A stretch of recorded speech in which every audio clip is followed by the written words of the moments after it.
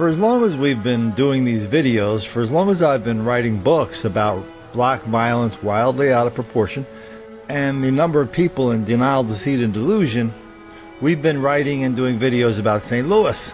We have tons and tons of viewers in St. Louis that are constantly sending me videos. Isn't that right, Larry? And each one is worse than the next. But we've been doing this for a long time, and it's not really a surprise to anybody who lives there. It's not a surprise to anybody who pays attention to these videos or who has read White Girl Bleed a Lot or Don't Make the Black Kids Angry. No surprise. I mean, how many stories have we done about people running on and off the mass transit system in St. Louis Metro, which is maybe more so than any other mass transit in the country, just a way to get criminals from one part of town to the other. They get black people to go to the Del Mar Loop, where they rage through the loop, destroy property, hurt people, defy police, run away, go to the train station, boom, and they are gone. How many videos have we seen? Dozens. Large groups of black people rampaging through the subway, through the metro, through the light rail, robbing people, hurting people. But the same people who are in charge of St. Louis and their suburban cities like Ferguson, who put their hands in their pockets when faced with the prospect of widespread black criminality and black mob violence like Ferguson,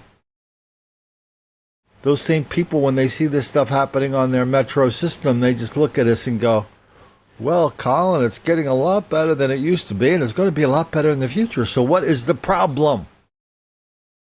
The problem is we have a lot of people running this metro system, running St. Louis in general, who are in denial, deceit, delusion. Now the ridership on the metro is crashing.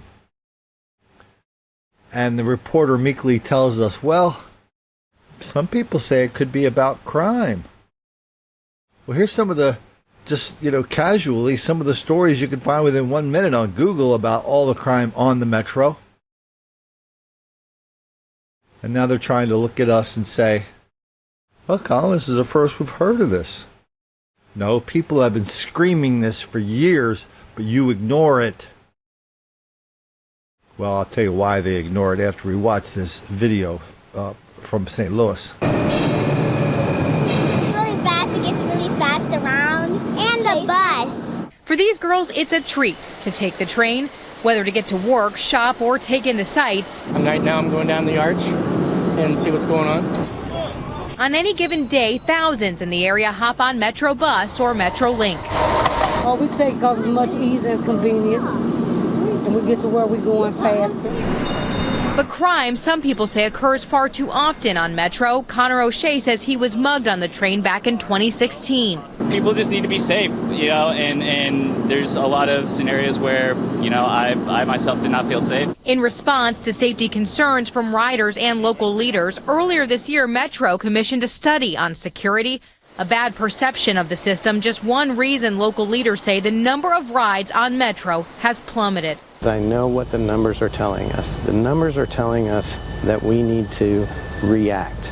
Toby Roach represents an oversight board for transit in the Metro East. He says they're seriously troubled by the trend in ridership. We requested the numbers.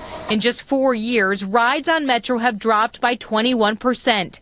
Millions fewer fares. Across-the-board decreases in rides on the bus and the train and on both sides of the river. We are experiencing the same kind of erosion in ridership in St. Clair County as we are in Missouri. Roach says Metro recently asked for more tax dollars from St. Clair County, something he says is unsustainable. We certainly address those concerns with Metro staff. In recent weeks, announcements of 2 huge departures from Metro. President and CEO John Nations retiring this fall, and Executive Director of Mass Transit Ray Freem retired effective July 1st. I think it's time for a new direction, and we have begun that. We didn't start that yesterday, but it is time for a new direction. We sat down with interim director Jessica Mefford Miller, who says rides across mass transit systems are down nationally, though Metro's numbers more so. Some reasons why, she says, driving a car is more affordable, ride shares like Uber and Lyft more popular. Still, she says they are making changes. We're planning service that will be faster, operate more often, and include some new options that we don't have in the system today that is more responsive to demand. She says they've overcome ridership decreases in the past. And we will do it again. The system in 2020 will not look as it does today, but I'm confident that it will be more productive and more attractive to the region. In the meantime, you should expect to see changes to routes, that bringing mixed reaction from some riders I wouldn't like that, no. on the impact. No, because I'll go back to the bus.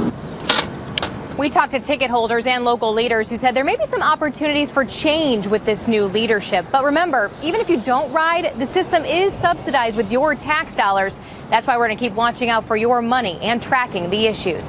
Where did they find that interim director? Oh, we're going to make some route changes. We're going to be better. Oh, by the way, did you know it's always been good? We're way better than we were before. Crime? Ain't no crime in St. Louis. There are some disadvantaged people who act out from time to time. You call that crime, Colin? No, Colin, that's not crime. We don't have a problem with black criminality in St. Louis. What we do have a problem is with people like you who keep looking at this problem wildly out of proportion in St. Louis and every other city in America. We have a problem when you look at what is going on and you don't let us get away with this BS, even though letting us getting away with this BS and denial, deceit, and delusion is the best darn way not to make the black kids angry.